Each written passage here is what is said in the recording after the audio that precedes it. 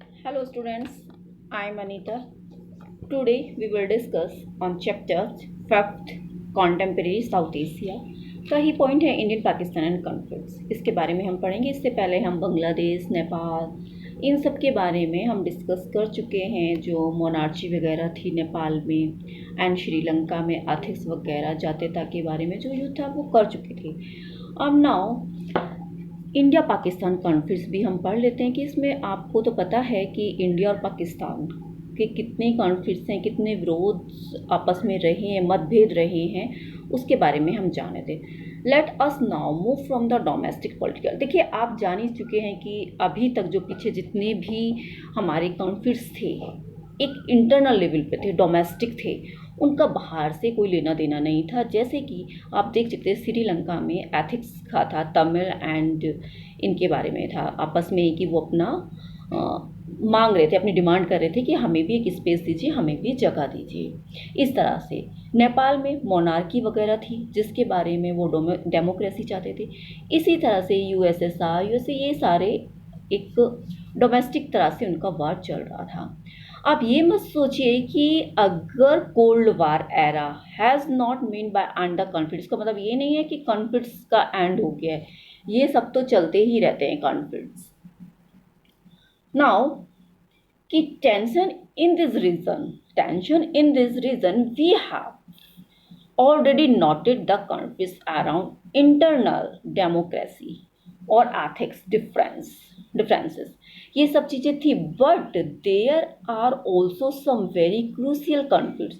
कुछ क्या थे, एक बहुत ही ज़्यादा क्रूसियल कॉन्फ्लिक्ट्स रहे हैं ऑफ द इंटरनेशनल नेचर पर रहे हैं, जो इंटरनेशनल नेचर के रहे हैं।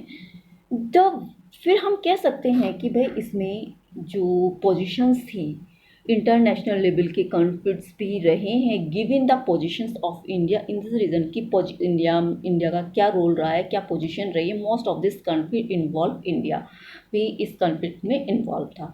The most silent and overwhelming of this conflict is of course is one between India and Pakistan. आप देख ही रहे हैं कि इंडिया और पाकिस्तान का कितना बड़ा इशू है और वहाँ हमेशा इश्यूज क्रिएट होते रहते हैं। सून आफ्टर द पार्टीशंस के तुरंत बाद the two countries got embroiling in the conflicts over the fate of Kashmir. जैसे ही मतलब कि ये मतलब पार्टीशंस हुआ ना इंडिया और पाकिस्तान का, उसके तुरंत बाद ही अब कश्मीर का फेट्स भी आ गया कि द पाकिस्तान गवर्नमेंट क्लेम करती है, पाकिस्तान की गवर्नमेंट क्लेम करने लगी कश्मीर बिलोंग टू इट, कि कश्मीर उससे बिलोंग करता है। And war between India and Pakistan 1478 1440 1947 to 48 and 1965 fail the settle this matter. और उस लेकिन 1965 में भी वो फेल हो गया। ये वार हुआ 1947 टू 48 तक रहा, वार हुआ पाकिस्तान एंड इंडिया का। और आफ्टर दैट 1965 में भी इस मसले पर कुछ नहीं हुआ, दोनों ही कंट्री फेल हो गई। This matter failed, not settle. The 1947 to 48 war resulted in the division of the provision into Pakistan occupied। क्या था जो पाकिस्तान ने ऑक्यूपाइड कश्मीर है, एक इंडिया का कश्मीर है, राइट। पाकिस्तान ने ऑक्यूपाई किया हुआ है और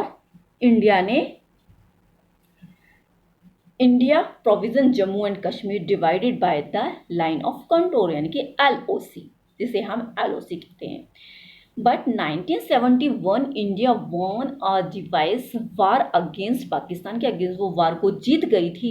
but that time Kashmir issue remain unsettle. उस टाइम भी क्या हुआ था, कश्मीर का जो इशू था अनसेटल था, उसका कोई सोल्यूशन नहीं हुआ।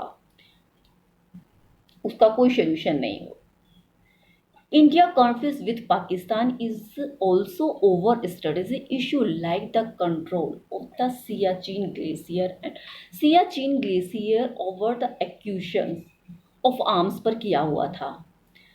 The arms race between the two countries arms में एक रेस लगी हुई थी टू कंट्रीज के बीच में, a new characters with the both states occurring nuclear weapon. उनमें एक होड़ लग गई थी भाई न्यूक्लियर वेपन्स की, मेरे पास ज़्यादा पावर है, एक हथियार एंड मिसाइल्स बनाने की होड़ लग गई थी।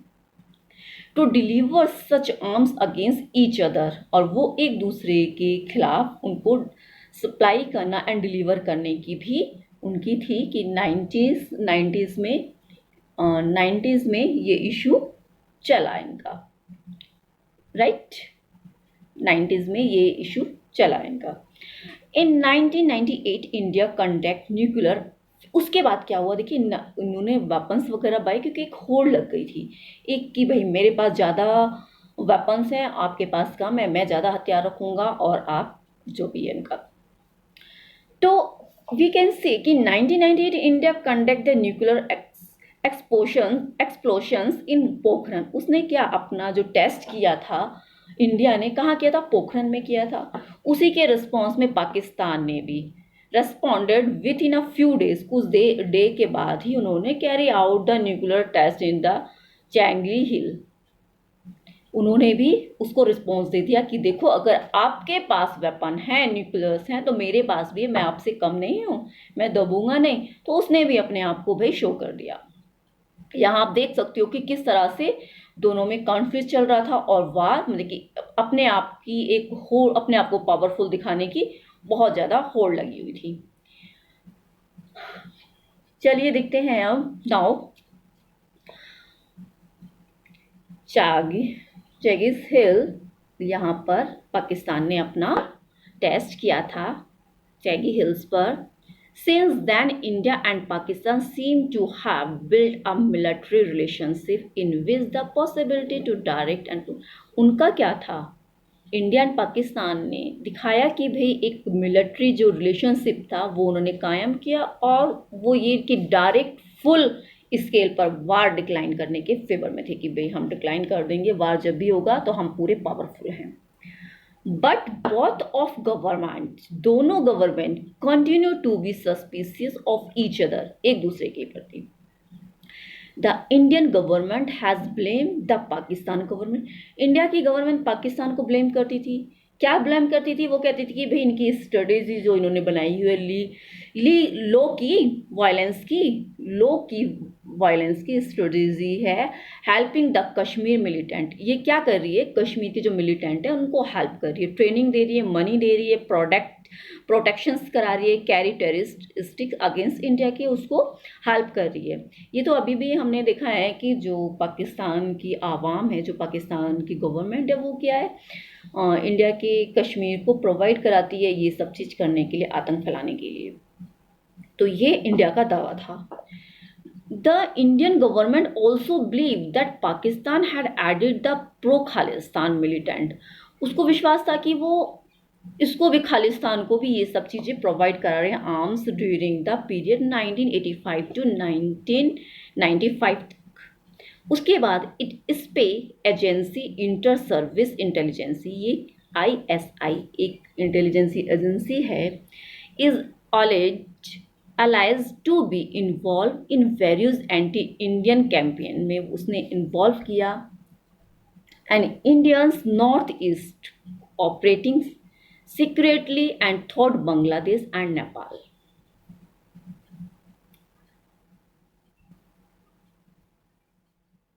Bangladesh and Nepal, the government of Pakistan in turn blamed the India।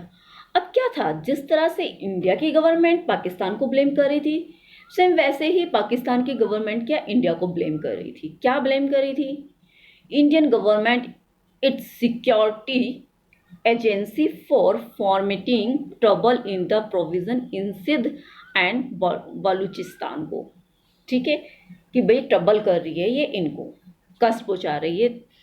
India and Pakistan also have problem over the sharing.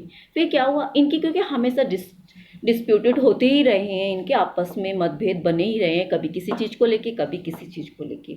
India and Pakistan also had problem over the sharing water की भी इनकी problem रही है कि until 1960 they were looked in a fierce argument over, एक दूसरे पर उन्होंने आर्ग्यूमेंट किए हैं use the river of the Indus basin को लेकर, कि रिवर का पानी इनको दिया जाएगा नहीं दिया जाए। जब कारगिल का युद्ध हुआ था उस टाइम भी इसको पानी देना बंद कर दिया था। ये सारी चीज़ें हुई थी, तो विवाद इनका कंटिन्यूली इस पे रहा है और चल भी रहा है अभी। Eventually in 1960 with the help of the World Bank, India and Pakistan sign in the Indus waters. मतलब कि एक पॉलिसी, मतलब कि एक क्या कहना चाहिए, स्ट्रेटेजी बनाई गई थी, उस पर साइन हुए थे, trade which has the survived to this days in spite of the various military and conflicts in which the two countries have been involve. There are still some minor difference about the interpretations होते रहे of this Indus waters को लेके treaty and the use of the river water. The two countries are not in agreement over the demarcations line in Sir Greek in the Rana of Kutch, जो कच्छ के लिए भी काफ़ी सारे इनकी problems रही हैं। The disputes seems minor but there is the underline worry that how the disputes is settle way may have an impact on the control of the sea. उस पर सी पर कंट्रोल किया गया, उस पर कुछ साइन किए गए, एग्रीमेंट्स हुए, एडजस्टमेंट हुई, एडजॉइनिंग हुई। तो सर ग्रीक ने इसमें उनका मैटर रहा। India and Pakistan are holding negotiation, और इंडिया और पाकिस्तान ने नेगोशिएशंस किया, ऑन ऑल इश्यूज पर बातचीत की और उस मसले को सुलझाया। और कुछ मतलब कि ये ना हो कि एक दूसरे को लेकर बहुत सारी प्रॉब्लम्स इनमें क्रिएट होती रही, इश्यूज हुए, समझौते हुए, मीटिंग बैठने के बाद एडजस्टमेंट हुआ वाटर पर। इंडस रिवर के बारे में इनको पानी देना, कारगिल का युद्ध हुआ उसके बाद इनको पानी देना बंद कर दिया था, ये सारी चीज़ें हुई हैं। इन्होंने सी पर ये सोचते हैं कि पाकिस्तानी सोचते हैं कि जो रिवर है जहाँ से वाटर आ रहा है ये हमारी है, इंडियंस कहते हैं ये हमारी, इस पर डिस्प्यूट होते ही रहते हैं, इनका मतभेद चलता ही रहता है। बट लास्ट में क्या हुआ, एडजॉइनिंग हुई, एडजस्टमेंट कराया गया, दोनों के बीच समझौता कराया गया, बातचीत कराई गई और उस मैटर को होल्ड किया गया, होल्डिंग पर, और नेगोशिएशंस हुआ कि आपस में बातचीत करके मैटर को सुलझाया जा सके। तो इस तरह से ऑन ऑल दिस इश्यूज इनके रहे हैं, और जिस तरह से आपने देख ही लिया है कि किस किस तरह से इन्होंने इन मैटर्स पर काम किया है। और आज भी आप देख रहे हैं इंडिया और पाकिस्तान के बीच में तो हमेशा कुछ ना कुछ इश्यूज क्रिएट होते रहते हैं, क्योंकि पाकिस्तान वाले हमेशा एक तरह का करते रहते हैं। बट हम अपने टॉपिक पे आते हैं, जो हमारी बुक्स में, हम उसी के ऊपर बात करेंगे। स्टूडेंट्स, अगर आपको ये टॉपिक, ये सेशन अच्छा लगा तो प्लीज़ लाइक एंड शेयर कीजिए, उन दूसरे बच्चों के तक भी पहुँचाइए जो वास्तव में इसके नीडी हैं, उनको इस मटेरियल की ज़रूरत है। Right student, thank you watching for my video. Next topic के साथ फिर मैं आती हूँ। आपका नेक्स्ट टॉपिक है इंडिया एंड इट्स अदर न्यूग्लोबर्स, यानी कि उनके पड़ोसी क्या हैं इंडियाज एंड अदर्स की, तो इसके बारे में हम बात करेंगे। और तब तक आप भी रेडी रहिए थोड़ा रीडिंग करके, कि आपको समझने में इजी रहेगा, आसानी रहेगी और इजी वे में समझ जाएंगे। क्योंकि मैं जिस तरह से एक्सप्लेन करूँगी तो हो सकता है कि बुक को आपको पढ़ना ना पड़े, और उसके बीच में क्या क्या पॉइंट्स हैं उसको हम वाइड करके अपनी लैंग्वेज में, अगर हमें किसी भी टॉपिक के कोई भी पॉइंट्स पता चल जाते हैं, उस टॉपिक के अंदर क्या है, हमें पूरी हिस्ट्री पता रहती है, हम 6th 7th 8th 9th में थोड़ा थोड़ा मैटर पॉलिटिकल में हमें चलता ही रहता है। तो इस तरह से हम सारी चीज़ें हमें पता होती हैं, बस थोड़ा सा रिमाइंड कराने की ज़रूरत होती है स्टूडेंट, और मैं वो रिमाइंड करा रही हूँ कि क्या क्या कैसे कैसे हुआ है। तो स्टूडेंट, इसीलिए हम कह सकते हैं कि ये वाला टॉपिक हमारा कंप्लीट हो गया। नेक्स्ट टॉपिक के साथ कल मैं फिर आती हूँ। थैंक यू, धन्यवाद।